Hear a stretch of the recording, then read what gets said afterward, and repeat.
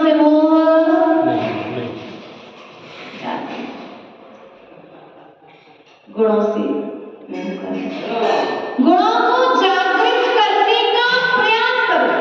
कल बताया तुमने कि जितने गुण शांतिनाथ भगवान में है उतने ही गुण हमारी आत्मा में है। एक भी गुण उनमें और हम में कम है क्या? जीत की अपेक्षा से। लेकिन जागृत बन गए उन्होंने पुरुषार्थ करके गुणों को क्या किया है? जागृत कर लिया है। जैसे बादल के हटते ही सूर्य का प्रकाश दिखने लगता है, पर्दा के हटते ही पीछे में रखा चित्र दिखने लगता है, उसी प्रकार से आचार्य भगवत कहते हैं कि मोह के हटते ही स्वभाव अर्थात अपने गुण हमें अभिभूत होते हैं, हमें दिखने लगते हैं। हमें अभी गुणों का ज्ञान, हमारे अंदर अनंत शक्ति है, ऐसा कभी विचार किया? हमारे अंदर भी उपास करने की क्षमता है, हमारे अंदर भी मुनि बनने की क्षमता है, आर्यिका बनने की क्षमता है, लेकिन विचार क्षमता है। आचार्य भगवत कल कह रहे थे कि अपनी शक्ति को नहीं छिपाना चाहिए व्रत आदि उपास आदि करते समय, तप आदि को धारण करते समय।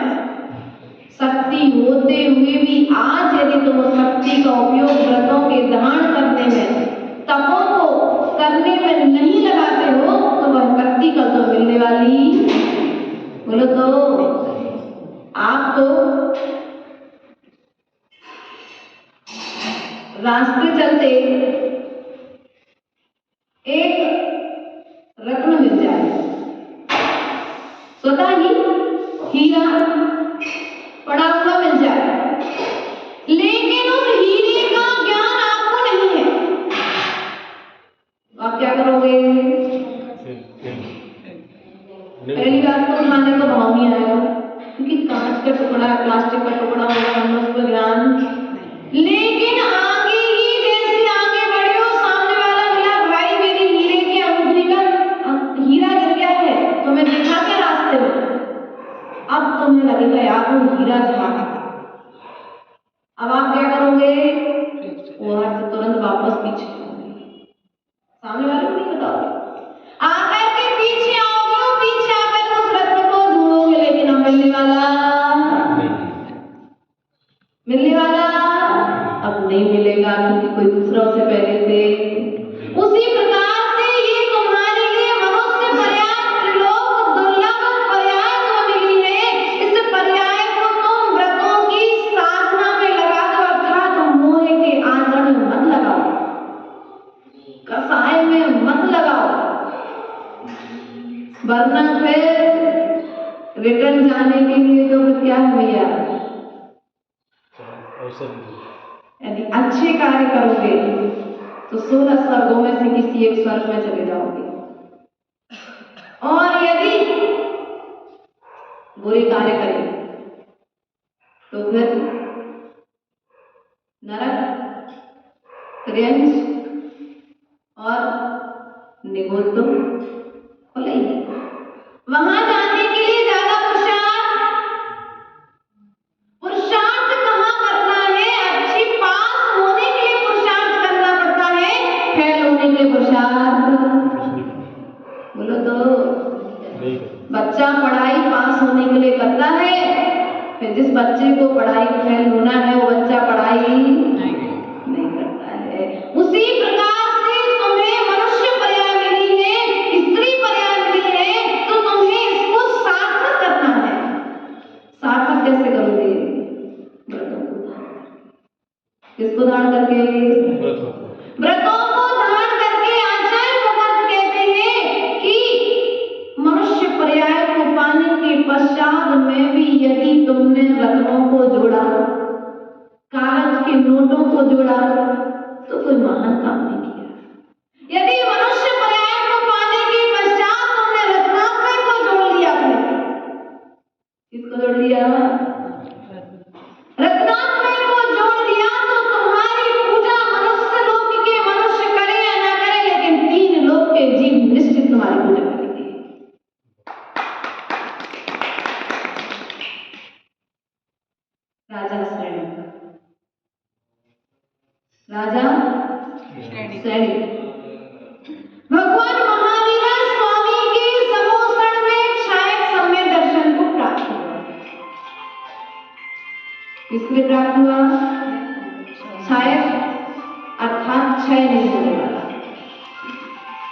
कभी भी क्षय ना होने वाला ऐसा क्षय सम्यक दर्शन राजा श्रेणिक के लिए प्राप्त हो गया।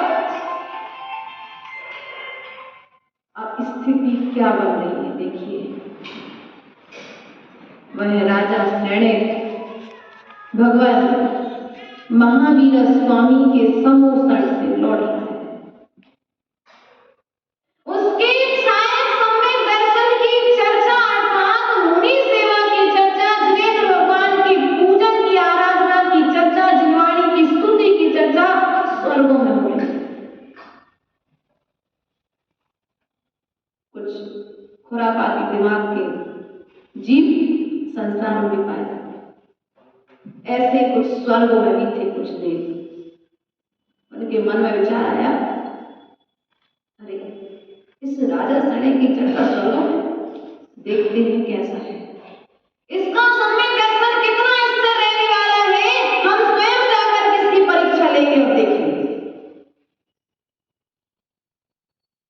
वे देव स्वर्ग से आते हैं। एक देव गर्भवती आलिका को भेज और एक देव पिच्छी कमंडल रखे हुए मछली पकड़ते हुए मेज बनाकर वहां बैठ जाता है। मछली निकालता है और कमंडल में डाल देता है। राजा श्रेणिक समोषण से लौट रहा है, हाथी पर बैठा बैठा दूर से देख रहा है कि सामने क्या दृश्य दिखाई दे रहा है। वह जब यह दृश्य देखता है तो अपना मार्ग परिवर्तित करता है। वह प्रजा को नगर में छोड़ने के पश्चात में चारों नदियों के साथ में उस नदी के किनारे पर आता है और सर्वप्रथम मुनिराज के लिए अर्थात जो मुनि की मुद्रा बना करके जो देव बैठा हुआ है, वह तो मुनि समझ रहा था, उसे तो पता नहीं था कि ये देव बैठा है क्रिया से। पहले तो नमोस्तु निवेदित करता है। क्या करता है? नमोस्तु। वह राजा श्रेणिक की मुनि मुद्रा को देख करके, पिछी कमंडल को देख करके क्या कर रहा है? पहले बाद में उनकी क्रिया को देख रहा है।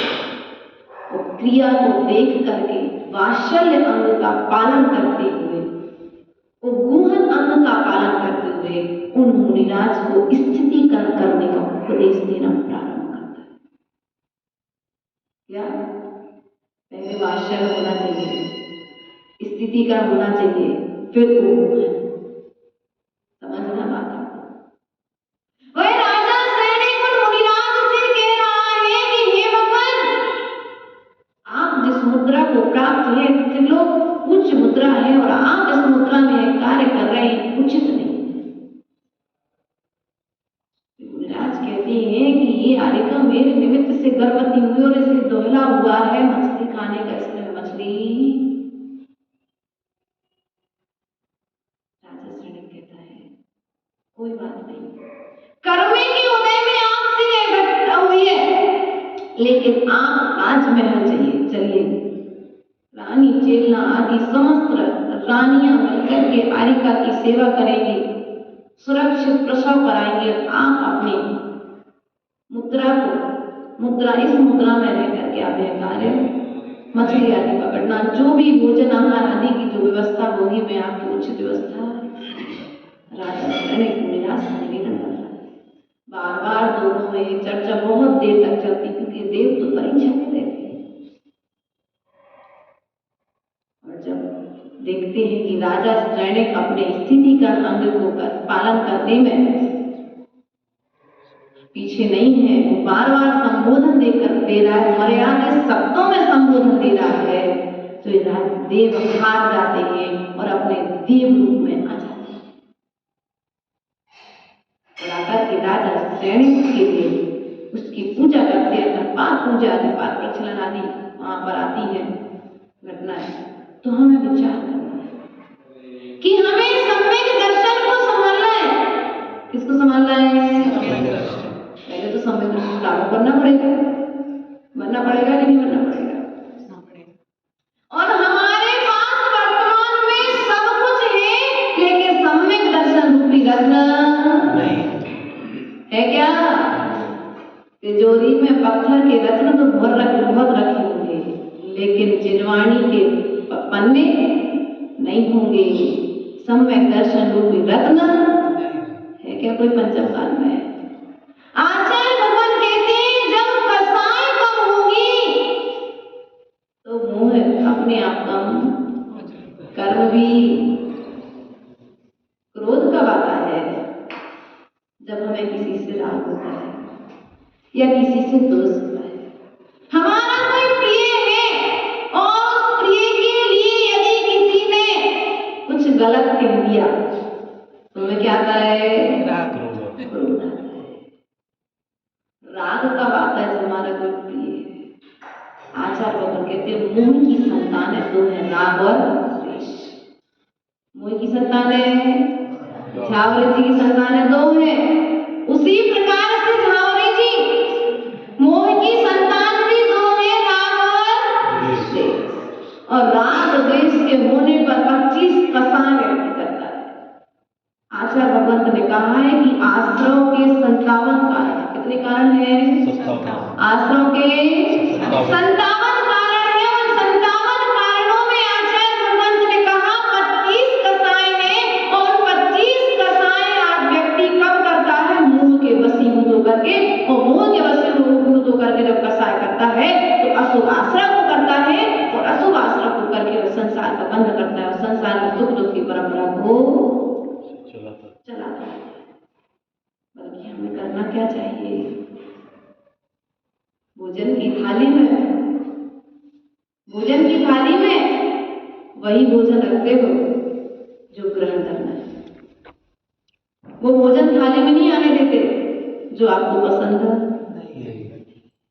आचार्य भगवान कहते हैं उसी प्रकार अपने मस्तिष्क रूपी थाली में वही विचार रखो जिन विचारों से तुम्हारा संसार छूट जाए, जिन विचारों से तुम्हारे संसार की परंपरा बढ़े, उन विचारों के स्थान मत दो।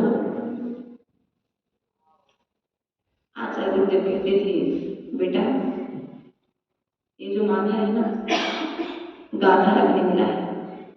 क्या रखने? गाथा अर्थात जिनवाणी की गाथाओं को याद करके इस माथे को धन्य करो।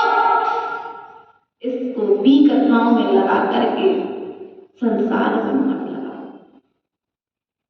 हमें भी विचार करना है कि हम अपना उपयोग कितना करें। दुकान पर जब कोई सामान खरीदने जाते हो तो पहले उसकी गारंटी वारंटी पूछ ले। भैया पूछते कि नहीं पूछते? क्या नाम भैया का पीछे? सतीश भैया। आप जब दुकान पर सामान लेने गए झावरे जी के यहाँ पर तो आपने पहले पूछ लिया कि भैया इसकी गारंटी कितने दिन की है, वारंटी कितने दिन की है? आपकी कोई गारंटी वारंटी है क्या? माँ ने जन्म दिया था, पूछ लिया था कि हमारी गारंटी कितने दिन की है? फिर तो ये कहते हो सांसों का क्या भरोसा, सांसों का क्या भरोसा, रुक जाए चलते चलते। कोई भरोसा है क्या सांसों का? तब तुम्हें तुम्हारी श्वासों की गारंटी नहीं है तो फिर जीवन को विषयों में क्यों समाप्त करें? धर्म ध्यान में लगा। जिनेंद्र भगवान के अभिषेक का कलश उठा करके भगवान का अभिषेक करके अपने हाथों को धन्य कर लो। जिनेंद्र भगवान की प्रतिमा को निहार करके आंखों को धन्य कर लो। सतीश भैया आज आंखों पे चश्मा है, कोई कर्म का उदय होगा ऐसा कह सकते हैं, लेकिन ऐसे भी जीव हैं जिनको 70 और 80 साल की उम्र में भी आचार्य भगवंत विद्यासागर जैसे महान मुनिराज जिन्होंने अपनी आंखों से दुनिया को कितना देखा है तो नहीं कह सकते, लेकिन उनने अपनी आंखों से अपने को निहारा और अपने अंदर में बैठे प्रभु को निहारा, बाहर में बैठे प्रभु को निहारा, इसलिए उन्हें अंतिम समय में चश्मे की जरूरत नहीं पड़ी। इसलिए हम विचार करें अपनी आंखों पे ये परिग्रह ना आए, इसलिए भगवान जिनेन्द्र देव की प्रतिमा को निहार लो, समय निकाल लो भगवान के लिए। आज मौका मिला है, थोड़ा सा मोह शरीर से कम करो। किससे कम करना है? मोह। थोड़ा सा शरीर से मोह कम कर दो। अब तो गर्मी प्रारंभ हो चुकी है, प्रारंभिक काल गर्मी का, लेकिन हमारी स्थिति क्या है? आलस। आज लोग कहते हैं जो आलस है ना, ये संसार का कारण है, तुम्हें अच्छे कार्य नहीं करने देगा, इसलिए इसे छोड़ने का प्रयास करो। जिनेन्द्र भगवान के दर्शन की, अभिषेक की, पूजन की महिमा जब ग्रंथों में सुनो तो ऐसा लगता है कि भगवान इस मनुष्य पर्याय में आने के पश्चात हमने क्या किया। मनुष्य पर्याय में आने के पश्चात हम भगवान के अभिषेक का कलश न उठा पाए कसाय के बेग में। हाँ, कसाय आते हैं, अरे वो अभिषेक करने जाते इसलिए हम नहीं जा सकते अभिषेक करने। नहीं भैया, वो जाते हैं, वो जाने दो, उनका काम है। तुम समता पूर्वक जाओ, तुम उस महिमा को समझो, कलश उठाओ, भगवान का अभिषेक करो अपने वहां पर। मंदिर में बैठ करके मौन लेकर रहोगे तो कहीं पर कोई संदेश नहीं होगा। समाज बहुत बड़ी है, अपने बैठे तो छोटी समाज आएगा सुधार। हम तो यही विचार करते हैं कि अभी धर्म की महिमा का ज्ञान नहीं है। वह धन्य कुमार जिसने अप्रत पुण्य की पर्याय में एक मुनिराज का उपदेश सुना और उपदेश सुन करके वह भावना कर रहा है कि मुझे भी व्रती बनना है, मुझे भी श्रावक के अनुकूल आचरण करना है। इतने में उसे किसी सियार ने, व्याघ्र ने खा लिया। जंगल में था, मात्र भावना करने के प्रभाव से वह जीव अकृत स्वर्ग चला गया। और हमें तो भावना करने की फुर्सत नहीं है। अच्छे विचार करने के लिए हमारे पास समय है कि नहीं है? मोह में हम ऐसे रचे बचे हैं। एक कविता आप लोग ने सुनी होगी बचपन में, जब क्लास 5वीं 6वीं 7वीं क्लास में जब पढ़े थे। माँ की गुड़ में लड़ी रहे, पंख रहे, हाथ मले और लालच बुरी, बड़ी सुनी है अच्छे से। लेकिन अनुभव में तो रोज काय को शादी कर ली झावरे जी सोचते हैं कभी कभी। अगर शादी नहीं की होती तो आज शुद्ध सागर जी के संग में मुनिवर के विचरण कर रहे होते। जब कभी थोड़ा बहुत क्लेश होता तो नहीं होगा, लेकिन फिर भी जब धर्म में ध्यान आदि नहीं कर पाते होंगे तब तो मन में विचार। आज घर में मकान बन रहा है तो कर्मचारी लगे हैं तो कई बार स्वाध्याय सब करके जाना पड़ता होगा। कभी सामायिक में विकल्प आता होगा, घर का, बच्चे का, पत्नी का, पति आदि आदि व्यवस्थाओं के संबंध में। इसलिए हमें विचार करना है कि हमने अपने लिए समय कब, बच्चे की सोच में, पत्नी की सोच में, पुत्र की सोच में, माँ की सोच में, संपत्ति की सोच में ही हमारा समय निकल गया। मैंने अपने विषय में कब सोचने का समय निकाला? और जब व्यक्ति अपने विषय में सोचने लगेगा तो यह जो 57 कारण बताए हैं ना संसार के, ये क्या होंगे? ऊपर मकान बनाने का विचार नहीं किया होता तो एक बार हम आचार्य सिंह दर्शन हो गए होते। सोच पछता रहे, अगर मकान नहीं बन रहा होता तो मैं डोंगर में चला जाता, आचार्य सिंह दर्शन हो जाता। यही तो है मोह की स्थिति, यही तो है मोह की स्थिति। इसलिए विचार करना है कि हम कहाँ पड़े। आचार्य श्री जैसे महान साधु इस धरती पर हुए और वर्तमान में अभी 160 लगभग आचार्य वर्तमान में हैं। और इतने सब आचार्य होने के पश्चात में भी हम मात्र भेदभाव करके अपना कल्याण कर रहे हैं। क्या कर रहे हैं? अपना कल्याण नहीं कर रहे हैं, हम अपना कल्याण कर रहे हैं सामने वाले का। तो सामने वाले के पुण्य से उसकी व्यवस्था तो बनती ही बनती है।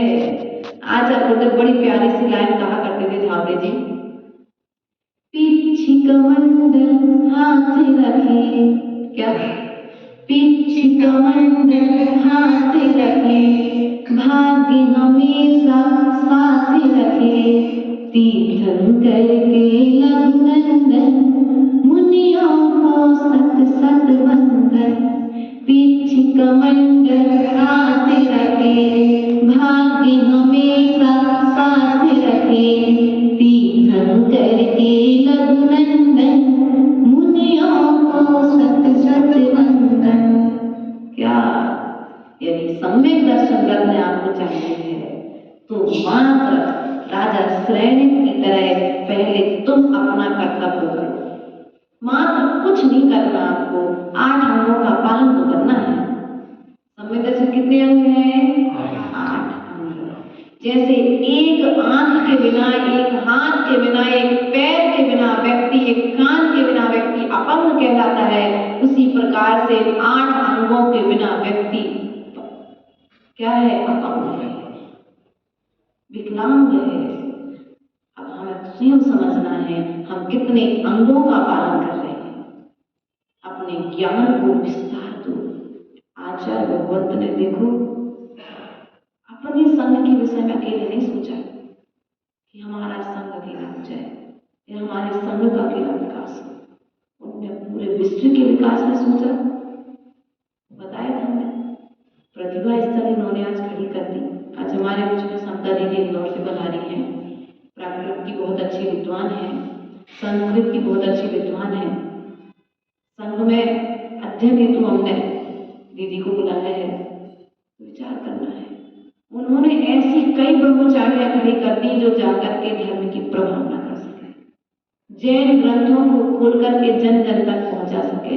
पेपर को तो घर पर देने वाले बहुत है, लेकिन जिनवाणी को सुनाने वाले यदि कोई तुम्हारे द्वारे पर आ जाए तो जिनवाणी को सुनने के लिए तीव्र पुण्य कर्म का उदय चाहिए। ये मत समझना सतीश भैया इस सभा में लोग कम हैं, क्वालिटी नहीं चाहिए, क्वालिटी चाहिए, क्वांटिटी नहीं चाहिए। क्या दुकान पे सामान क्वालिटी का रखते हैं, क्वांटिटी का अलमारी भरने के लिए सामान नहीं रखते आप। क्वालिटी में अच्छा होना चाहिए, क्योंकि क्वालिटी रहेगी तो फिर दुकान अच्छी चलेगी। और एक बात और ध्यान रखना सतीश भैया, सबको कह रही एक साथ नाम सबके पता पड़ जाएंगे धीरे धीरे, कि जिनवाणी को सुनने के लिए भव्य जी वाले अभव्य जी नगर में रहते हुए जिनवाणी सभा में नहीं आ सकता। इसलिए जितने इस जिनवाणी सभा में बैठी हैं वे समझ लो भव्य जी हैं, अर्थात संसार को शीघ्र छोड़ देगा। जिसका संसार थोड़ा रह गया है उनके मन में जिनवाणी सुनने का भाव होगा, और जिनका संसार अभी बहुत है उनके मन में अभी जिनवाणी सुनने का, भले मंदिर के बाजू में रहेंगे लेकिन जिनवाणी सुनने का भाव नहीं होगा। इसलिए भीड़ कम है, लोग कम है, ये मत देखना, ये सोचना इतने लोगों में भी मैं कितना सौभाग्यशाली हूं, मुझे जिनवाणी सुनने मिली। अपने सौभाग्य की अनुमोदना करना, अपने पुण्य की अनुमोदना करना, क्योंकि हम लोग ये विचार करते हैं उस समय हमारा तो पुण्योदय तीव्र है। जावे जी कल आप कह रहे थे ना, हमारे लोग इंटरेस्ट नहीं लेते, बहुत कम इंटरेस्ट लेने में आते हैं। हमारा तो तीव्र पुण्य कर्मोदय है, क्योंकि पुण्य आत्मा जीवी महालोक को धारण करता है। अब हमारी अर्थात तीर्थंकर भगवान की वाणी जो हम आपको सुना रहे हैं उसको सुनने के लिए सामने वाले का पुण्य गाढ़ा होना चाहिए। हम सुनाना चाहते लेकिन जिनका पुण्य गाढ़ा नहीं है, अर्थात पुण्य का उदय तीव्र नहीं है, वे जीव जिनवाणी को मारीची के जैसे समुद्र में पहुंच गए, लेकिन वापस जैन कुल में तो आ गए, लेकिन आने के पश्चात में भी मात्र जाति से जैन है, आचरण से जो जैन नहीं है वे अगले भाव में कहीं ना कहीं गलत जगह पर जाने वाले, उन्हें अब दोबारा ऐसा मौका मिलने वाला नहीं। इसलिए प्रयास करो जितना बने, स्वयं भी सुनो और दूसरे को भी। महावीर भगवान ने स्वयं को सुधारा है। किसको सुधारा? सामने वाला सुधर जाए तो पुण्य तो भैया तुम्हारा कल्याण हो जाए तो ठीक, नहीं हो जाए तो ठीक। उसी प्रकार हमने आपको तो बता दिया है। अब आपको क्या करना है, कैसे करना है, अपने समय का सदुपयोग कैसे करना है, अपने विचारों का सदुपयोग कैसे करना है, इसको निरंतर आप सभी विचार करते रहेंगे। इन्हीं भावनाओं के साथ में बोले परम पूज्य आचार्य विभव सागर जी महाराज की जय।